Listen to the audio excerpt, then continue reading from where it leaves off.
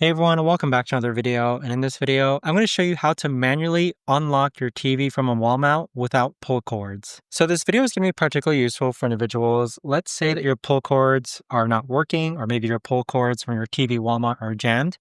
How do you actually go ahead and unlock your TV? Now, there's two ways you could actually go ahead and do this. The first way is that you could actually grab a tape measure, and using the metal prong of your tape measure, you can slide it underneath your TV and try pulling down on the pull cord to unlock your TV. So that's the first method.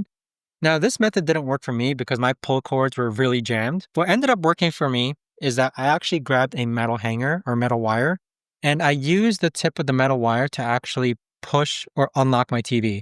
So if this was my prong, I would actually push it outward so that it would unlock my TV. I basically just slid it in from the side, and then that's what's worked for me. So by using either of these methods, hopefully that helps you manually unlock your TV without pull cords. If you guys have any questions, let me know in the comments down below.